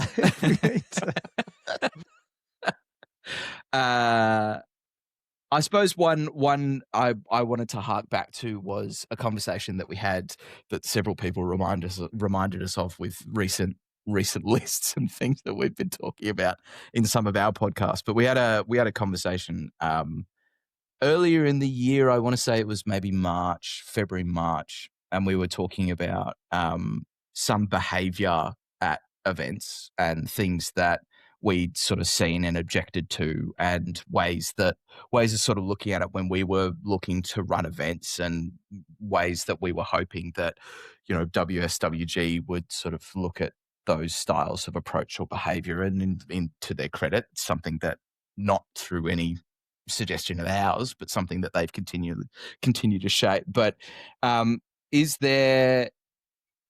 we had that conversation around competitive play and attitudes and politeness and making sure that you're just being a decent human being when you're playing games with people who you don't know. And that started a little bit of a conversation around what did that actually mean, and what is list play, what is being unfriendly, what is being just wanting to go to events to win, because I think we all go ultimately to events to win games, even if it's not just to win the events. But is there a conversation, not necessarily that one, is there a conversation that you keep hearing, or through the podcast, you end up having either about the old world or about events that you want to sort of move on from? Is there something that you wish sort of we would get to a common understanding about and sort of move forward with? And to give you an example from my point of view, while you sort of think about an answer, for me, it would be conversations around really strong opinions on comp. And I think we've seen over the last year, including some sort of bespoke comp systems that have sort of been put together, we have seen huge experiments in comp in certainly our local scene. And there are lots of people in chat who have been part of that as well and gone to a whole heap of different events, interstate events that play Warhammer really differently. And some of the comp gets to a point that it's very different Warhammer. And I think one of the things that I've said a couple of times is that Warhammer is a game that has a lot of different ways to play it, right? There is Avoidance Warhammer. There is rank and flank Warhammer. There is Monster Mash Warhammer. There are lots of different ways that you can play Warhammer. Some of those require you to engage and interact with your opponent. Some of them require you to sit back and not engage with your opponent. It takes all sorts, right? The game is set up to allow for all of these things, for all its flaws, and for the fact that we think that some of these things are broken and should be fixed. It's set up in this way. So I kind of feel, for me, it would be getting to a place, even locally, to go, yes, Dave, I had to bring it up. Get to a place, even locally, where we can sort of agree on a way to play Warhammer, because a constantly changing sort of landscape makes it quite difficult. Sorry, are you meaning like then we all play the same comp? Is that what you're saying? That's what you want to get to? Not necessarily. Like, I think comp and tournament organizers, there's always going to be. We're doing it in February, right? I can't say everyone aligned to what we're going to do. We're applying our best judgment to a system to make sure that we hope that we're achieving an end to make a lot of players have a great time. I think what I'm trying to say is there are some really strong opinions about what's right and what's wrong. And I think the point that I'd like to get to is that we understand that comp is different for everyone, but we also can just get on with it and play Warhammer, right? So, and Dave, I'm going to pick on you for Pam Watt. Because you already said you had to bring it up, didn't you? I did. There are some strong opinions on Pam Watt, right? And Dave is adamant that, as he's just said in the chat, interaction is important. He wants games to be interactive, and that's the way that his comp system is set up. But yeah, I'd just like for us to get to a point where we can talk about it constructively and maybe try and find the best elements of comp to make a good game and just get on with our games. So apologies for having another did you have the auto? Yeah, did you have the auto queue out that time? Did the auto queue go? No, not this time around. Not this time around. Look, the comp, so are you talking about comp though? Or are you talking about like social behavior at the tabletop? Because the comp, because I thought you started, I think he led like, on social, from that, but sorry, you. Yeah, because the comp one I do think has gotten out of hand a little bit, and I think the problem innately in the game. I don't think you can fix it by broad strokes. You have to just target the stuff directly, like Western Sydney Wargamers has done. I'd say their only general rule change is the 800 point character allowance, which there's always, and I talk about this with Alex a lot, there's always collateral damage with that. There's arguments that that's too far for some factions because they simply can't compete. For example, ogres. I've heard Chris and Tom talk about that. Elves are the same. The characters do the heavy lifting. So no one wants, like, they all want to see varied armies on the tabletop, but some armies, if you're truly trying to get them all to compete, it's impossible to do it with general strokes. You have to just bring down the top dogs with, you can't bring this in this format, as in, like, not ban lanterns, but do what Western Sydney Wargamers have done. Said, I think they've got no character lanterns. Is that true? I think it is in the comp. Yeah, no character lanterns. No character lanterns. Like, that's direct enough with that. You can still bring a lantern that looks sick, but that thing is outrightly broken and it doesn't need to be on the tabletop. And then they go through scenario comp. And scenario comp to me is the best way to generally comp things because it affects your list building and you can still bring Wildwood Rangers in their format. And if anything, you're going to bring them more in this regard than if you were just going to, hard, broad comp, like German comp and stuff is great, but it's so broad that it's just too much. For someone who gets one game every 3 weeks, 4 weeks, but knows the game pretty well, it's way too much. I don't know how people who are more casual than me put up with it or keep up with it is the better term. Sorry. I mean, I think it does depend a little bit on what the aim of the comp is for. Like, I mean, for example, like with that example with the characters, I wouldn't necessarily expect it would have the right effect of necessarily bring all the factions to a level playing field, but it might at least have the effect of maybe altering the overall structure of what type of armies you see on an event. And if the TO is a preference for slightly more rank and file versus a slightly heavier character flavor, I think there's some validity to that sort of approach. But yeah, I'm not expecting it to necessarily bring everything up and down. And you're right, like to be able to have a good effect at bringing some of those really powerful armies down, you do need to have a bit more of a specific rule change, I suppose.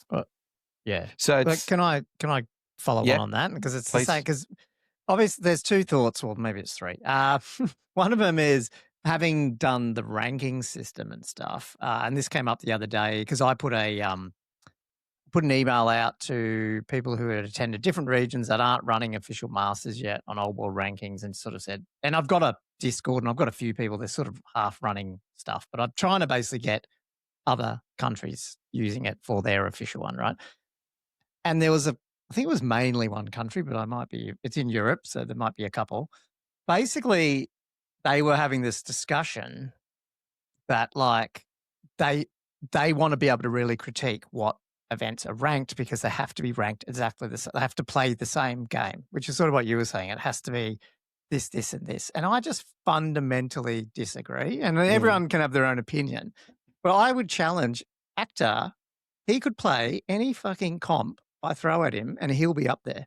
That means he's a good player. Like, I don't want someone who's only good under a certain comp that GW decided to rule. So I just, my second thought on it is, what's the alternative? Do we actually want to live in a world where Games Workshop dictate exactly what game we play every weekend, what scenarios, what the table looks like? Do we know what that looks like, people?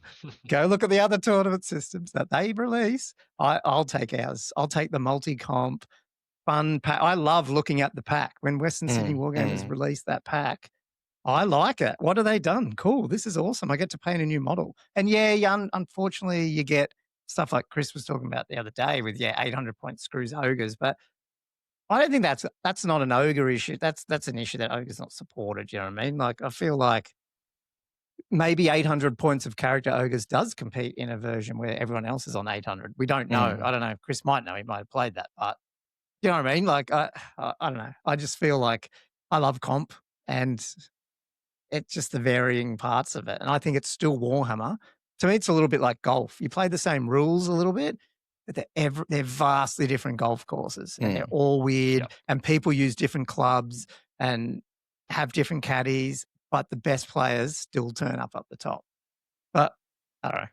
Fabulous. Preach. I don't know. Look, I didn't actually genuinely intend for us to have a conversation about comp, but I'm glad that we have. It turned into that one. Yeah, my question was more around: is there something else? Is there a conversation? Well, but it is to your point. That's what people. I do hear that a lot now. That's that conversation between we need to play the same game or not, and I'm like, nah, we are playing the same game. It's just slightly played. It's supposed to be narrative and different and.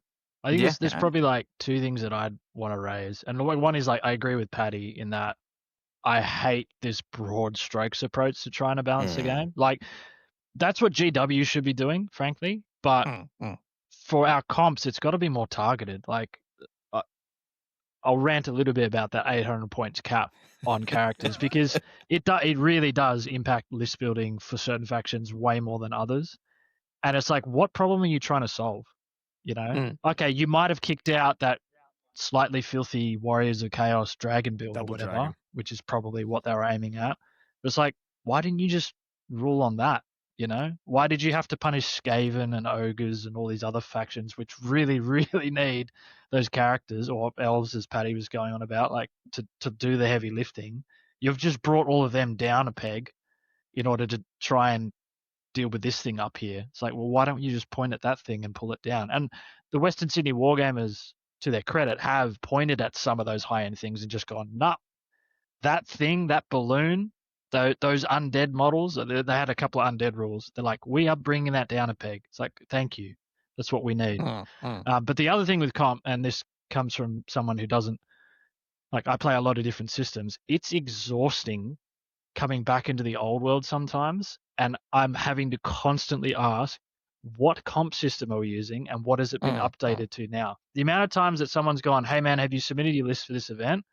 And I've had to rush through a list and then gone to submit it, and they've gone, oh, that's the wrong comp pack. We're actually playing this other one. And then I've had to completely redo a list. It's like, I'm not asking for everyone to play the exact same comp pack, but I'd like to see some more consistency across the comp packs, that we all are trying to get to the same. I think, man, that is such a good flip. Like what do you call it? Like alternate. It's not an alternate view. It's just it's that's what you want to hear as well, because that will help. The game won't grow if it's hard for people just to come in. Yeah, I'd argue that 40K and all that changed every 3 months is also not hard to come in. So I'd love to know what your other game systems do. Yeah, do they change every 3 months? Do they change every 6? Because reality is it's almost a different compact every time, because you come in 3 months after and it's fucking changed again. So I don't know. Yeah. Maybe it's different games. Well, I guess so. Like, I can talk about AOS a little bit, because that's, I believe it's quarterly patches for points, and then rules changes are every 6 months. Yeah, and same as 40K. Because it's very consistent, because you can actually predict the month that it's going to drop in. It makes it a lot easier to adjust, I think. And also, it's their changes aren't too crazy usually. So what they'll do is, if they look at something and they go, this thing is like Cathay, right? If they went, Cathay is bonkers, which it is, instead of going in the quarterly update, every Cathay model, 20% more points. They wouldn't do that. They would slowly start to turn the heat up. They'd be like, balloons, an extra 5%, you know, Shigangan Lords, an extra 10%. And then the next update, they might go, all right, is it still bad? All right, let's turn it up a little bit more. And some people get frustrated with that, because when you see something that is absolutely busted, you're like, come on, like, let's just fix it now. Hit it with the hammer. Yeah, it'll take them a couple of goes before it kind of hits that point where it's like, okay, it's probably fine now. Yeah. Okay. So I think, and yeah, it's interesting. It's interesting to look at it in terms of alternatives to what could be done with points. And I think they feel pretty committed to this 6 month model, I think, as someone in chat said right now. So it would be nice to see sort of something a little bit more adaptive. But at the same time, and I think I've just been reading through some of the comments in chat, and I think the way that it to me, I'm on board with you, Chris, in terms of the looking at it. But for me, it's more of from a time investment for getting something ready for events. And I have, this year in particular, had to bow out of a couple of events because of issues or family stuff or things that I've just had to prioritize in place of going to a Western Sydney Wargamers event. And for me, it's I have something set up hobby-wise, and I have time that I'm investing and working towards it. And then by the time the next one rolls around, is it going to be so markedly different? Because these are the events that I regularly go to. Is it going to be markedly different for me that now all this I've been working towards has been invalidated? Fortunately, it hasn't been that. I've had to change things, and that's fine. But I feel like that's not a rare experience. But just in terms of, again, some of the things that have sort of popped up in the chat, it comes back to the point that I was making before. There are different ways of playing Warhammer, and everyone likes stuff about it. Like stuff about this game, and everyone dislikes stuff about this game. And I think there are some broad strokes things that we agree are pretty cooked and busted, right? And those are the things that should be corrected in my point of view around how the game is played. But I feel like to Paddy's point, I feel like targeted things are better than broad strokes adjustments. But that is I don't want to open up that can of worms again, because I feel like we've come to the end of that conversation. And as tournament organizers, again, because we've started doing this again, I think for us it's the way that we look at it and the way that we look at potentially changing things in how points or comps are set up. From us, it's important that people are having a common experience, and that's the only reason that we approach comp. Or that's the only reason why we even think about sort of comping systems. So we're doing a Battle March event, for example, and we think Battle March is pretty good as far as the system goes for low points Warhammer games, but there are still things that we would adjust, and so we've done so in order to create a common experience. And I think every TO is going to have their own justification for it. But I think that's one of the beautiful things about Warhammer, and will continue to be one of the beautiful things about our local community, is that there are lots of event organizers with really passionate views on how the experience should be for all the people that they want to welcome to their events. And I think that's a really fabulous thing. Now, we are going to move on for this, because I realize we've just spent about 25 minutes on one topic. And there are a few things that I want to ask you before we do wrap up, because we're at an hour and a half and we're nowhere near wrapping up. So I want to know, we've talked about things that we want to change, and maybe things that we'd like to see considered and everything else. What's one thing that you don't want to change, that you really hope doesn't change next year about the old world? Josh? For the whole year, not just for the whole year. What's just one thing that you really like about the old Hammer, that as the game continues to grow, or as it changes next year, or as the FAQ comes out at the end of January, what do you hope doesn't change that you think makes the game really great? Josh, I'm going to put you on the spot. Great, thanks. I don't want to see any more base size changes. Ooh, controversial. Done with rebasing. Not that I ever did, Look, I get that, but it's too much. Those poor guys with the Marauders that had them all bought them, put them on 25s. Then 9 months later, sorry guys, you're rebasing again. My skin walls, Josh. Fair, totally fair. Chris? I'm going to say I want to not see a change in the cadence of Arcane Journals. I thought it was pretty okay, kind of the release cycle that we had last year, and I would like to see them continue it. I think Arcane Journals are the perfect, easy product for them to push out. It's not too expensive. They don't really change they don't change the game dramatically usually. And it's something that gives your faction a little bit of a hit or a kick every once in a while, which is nice. Yeah. Fair enough. I think you got an echo from Mark in the chat as well. He was the same. Please don't go to one a month. Paddy? The recent Marauder thing, I would really like them to continue to update old models and release, freshen up the range. I don't need new units, but I think the Marauder thing was a hit, man. That thing, they were incredible models. Everyone was super hyped for them. Do that every 3 months or so. And I've not bought any first-hand Games Workshop plastic models in the 2 years I've been playing this game, but I will. If they bring out Orc Boys. Yeah, absolutely, man. I'll do it. I'm ready to do it, and that's rare for me. Isn't the rumor about a Wood Elf starter box? Yeah, Wood Elf Tomb Kings, but they'll probably just repackage the same crap. I don't want that, but yeah, that would be mine. Gommo? Sort of similar to that, but just keeping that the sizes of what they're doing, especially with the Marauders and stuff, and some of these battalion boxes. I hope that's not just reeling us in, and then they're going to go, we're back to 10 models for $80 or whatever. I want them to stay in that range they're doing. Yep. I don't even mind if I'm not 100% sure if the Marauder box was slightly more. I don't know how it works, but whatever the Marauder price is set at, I think that's the quality, I think that's awesome. So if they could do that, pump that out like Paddy just said every 3 months, man, you'll just buy. I just buy it every time.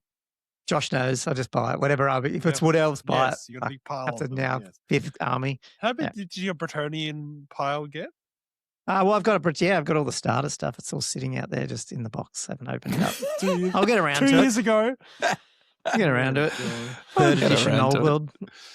Eventually. They'll be there when you retire, mate. They'll be redone. All the sculpts will be redone. I'll have this old box. There'll be antiques. Alex, what's something you don't want to change for the next year? The point sizes of games. I don't want to see it go up, and there's been discussion about this. My personal opinion is the version of Warhammer I enjoy is 1500 to 2K, sometimes even smaller.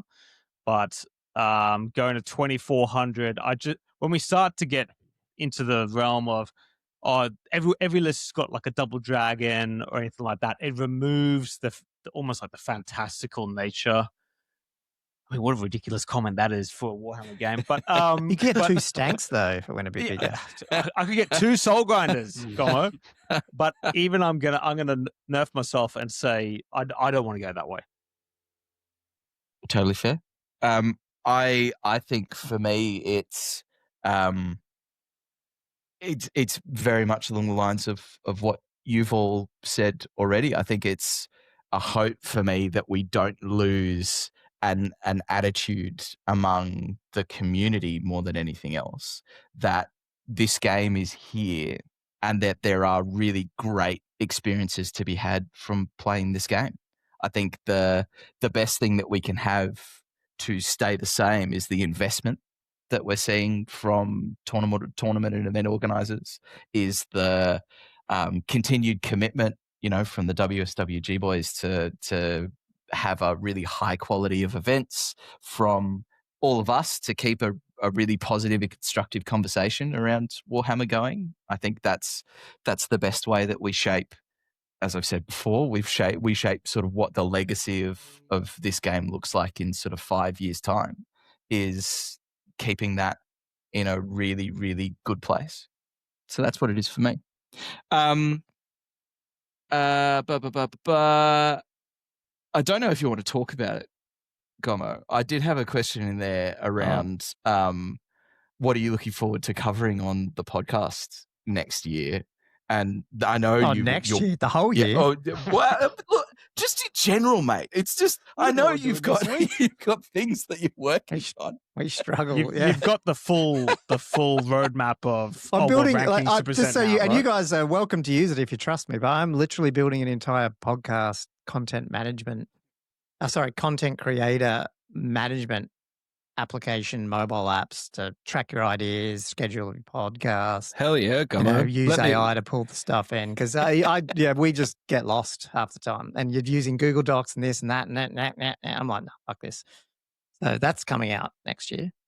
Yes. We literally, the boys were hammering me for my lack of organization the other day.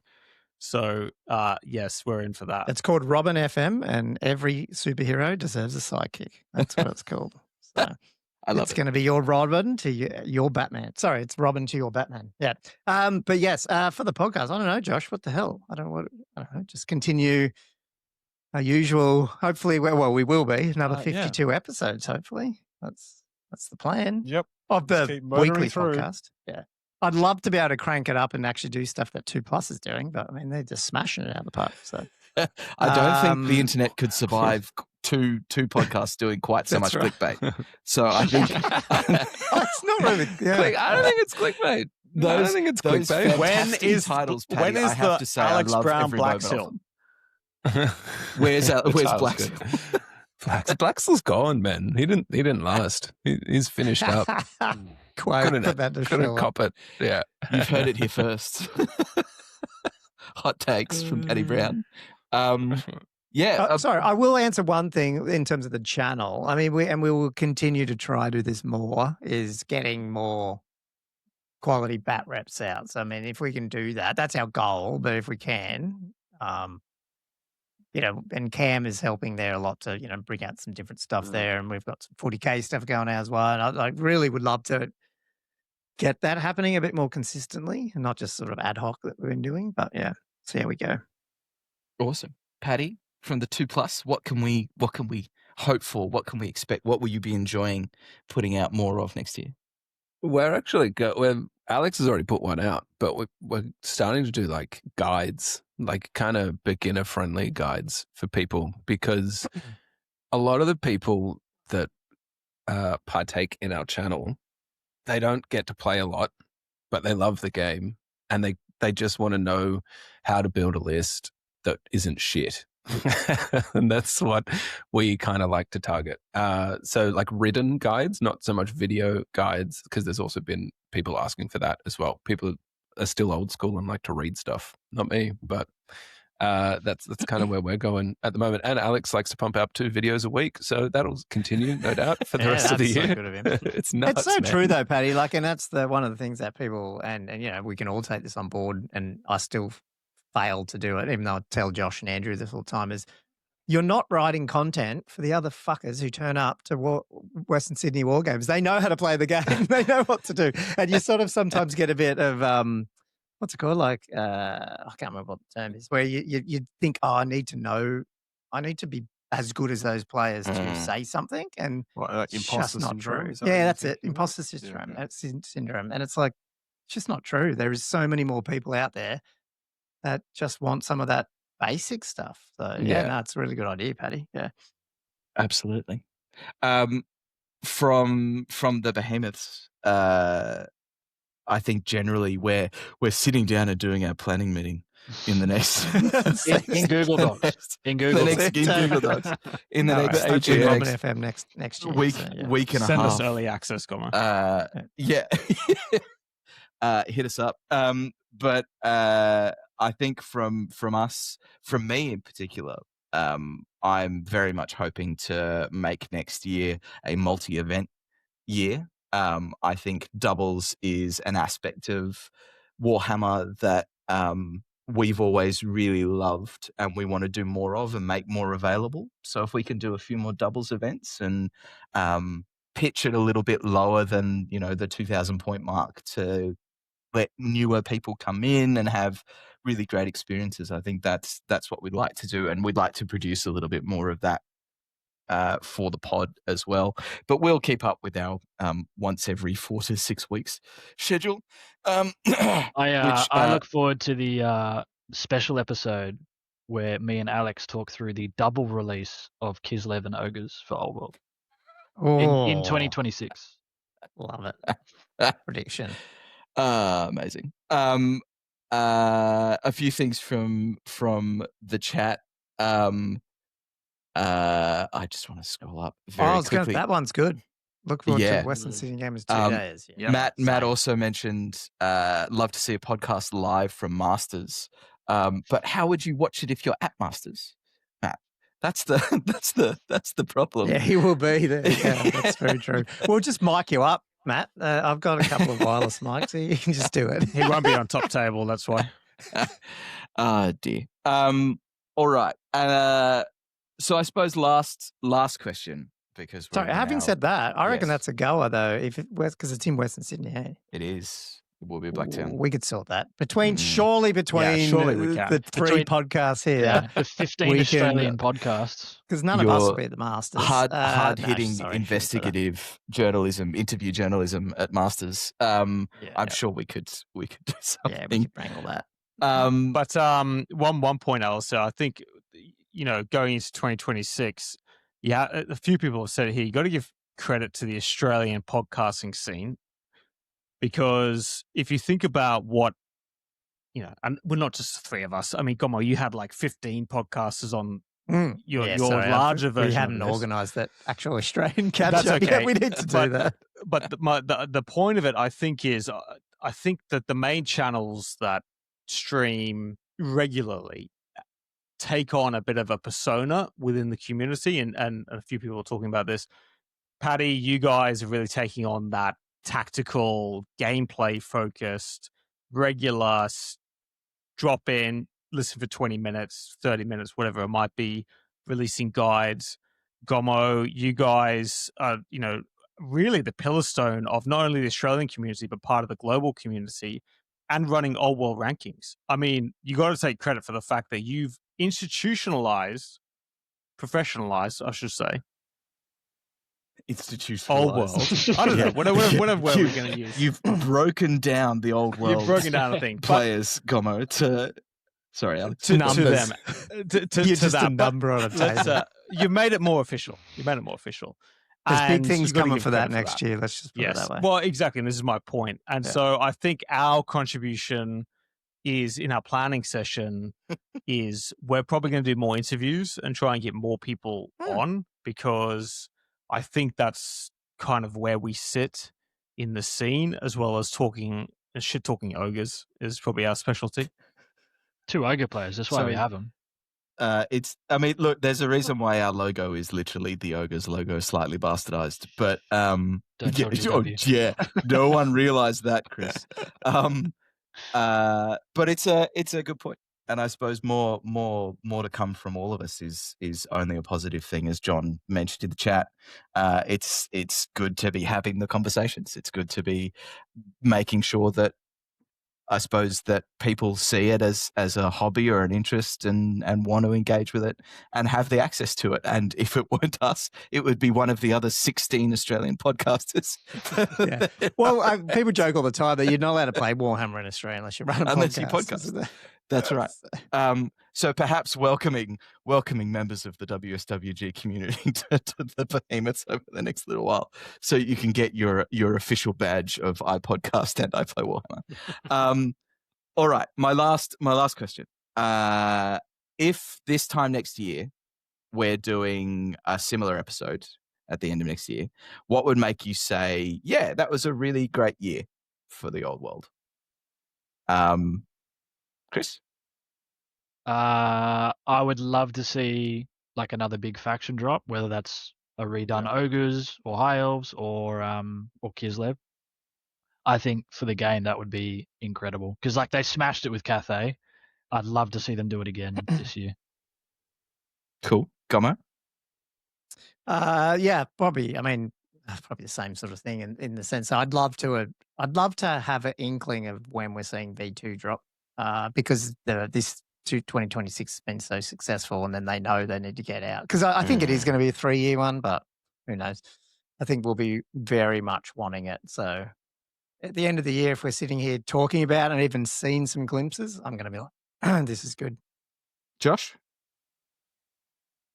Yeah, as Chris said, if they do put out a big faction, that'd be awesome. I'm actually wondering, I'm sitting here thinking this earlier today.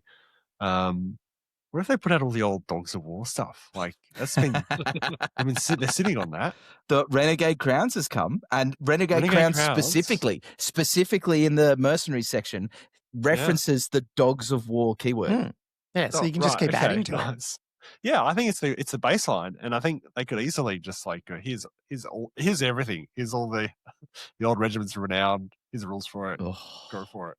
Is that weird position where they could re-release all the medals? They'd all get bought, and then 6 months later, re-release awesome ones in plastic. They'd all get bought and sit back and go, what could possibly go wrong? I mean, maybe this is the thing that we're all missing. We're also focused on the FAQ at the end of January, and maybe what we're going to see is Dogs of War. Who knows? It's exciting. Paddy? Exciting times. I reckon I'm more interested in the tightening of the rule set, like the general rule set. I know they're going to bring out FAQs, but like there's some just... I'm seeing the personalities of the podcast coming through. Yeah. I'm picking up look, if like the game is great, but there's some clear things that are not good in terms of how they play out on the table. But if I was to go the more colourful thing, it's definitely more towards legacy, any legacy, because I think it's a big portion of the Warhammer community. So if there's a sliver of hope, even if it's like, how do you pronounce Musalin, whatever it is, the Vampire Counts Bretonian thing that's been long rumoured, bring back some sort of mercenary that's a part of Skaven or something, and that will just keep that bottom half that has been forgotten and ostracized by Games Workshop. It'll keep them in the community, and that'll help the community stay big. Because I think they'll eventually come back, but if they don't get anything in the next, year or two, then they'll just go to a different game system, I think. Interesting. Alex, what do you reckon? Give me the Bears, baby. That's it. That's all you got. I think on your stream last week, Gommo, I said how many new factions there would be, and I said 2. Oh, did you I say reckon 2? it'll be 2. Okay, Under and Overs was 0.5. So did you go 2? 0.5. Well, 0 or 1, basically. We're going to see one or not, and then there's a few people who said 2. I was like, wow, really? I'm going with 2. That would be a stupendous, awesome year. Because one of them probably would be Kislev. One of them would be. Do you count Renegade Crowns as a faction? No, I mean Cathay. Or you mean? I mean like Kislev, Vampire Coast, whatever. That would you have actually to be mean all Legacy new then. plastic, right? That was No, my thing. I It's mean all like new an range. army release. Yeah, Sorry, yeah. God, even that's confusing in that sense of the question, Paddy. Mark, I mean a Total War faction, playable faction returning into the game. Yeah. Mark Langley shut it down in the chat, so it's not happening. Did he? What? He gave the 2 or the what? Yeah, Or he the- gave us one. Maybe he means before. 3. Yeah, Maybe he's saying 3. Yeah, I certainly. Spin the positive, Paddy. No, but have you seen Mark's actual, like what he bet for our over and unders for how many new plastic hits next year? he's spot on, right? Like he was. Enormous. If Yeah. he's close to what it is, Yeah. you guys might have to start moving out. And packing There'll be your bags definitely for a cash couples cow. now because you're getting divorced. So, yeah, Cash how much cow money you're before the end spending of the on British Warhammer. financial year. Oh dear! Drop the He kids said to the 7. orphanage. There's disposable Yeah, yeah. income that's needed. You get All a good right. price if you sell them, I think. I don't know. Jesus. On that happy note, You don't get I that on think your that's cat podcast, do you? that's right. that's as good a place as any for us to wrap up. We're in 1 hour and 52. We very much appreciate you sticking with us, chat. If there's anything you want to ask, throw it in while I'm doing a wrap up, and I'll give you the opportunity in a second. But thank you, Josh, Gommo, and Paddy for making time for us. This has been a novel experience for us doing this live, so it's entertaining It's a drug, nonetheless. isn't it? It's a drug. It's great. It is. It's great. I mean, the abuse can get a bit much, but Dave, I think, has left. As far as this episode goes, it will be made available on the channel relatively shortly. I think we might edit in an intro and an outro, and that's about it. Or Alex will, I should say. Alex seems to have a knack for editing, Paddy. But this will be our last podcast of 2025. You'll expect one from the Old World Behemoths, maybe in the lead up to Summer Smash on January the 10th. And if we don't do one in the lead up to, we will do one certainly the week after. For Fanatics, are you guys going to do anything else for the remainder of this year?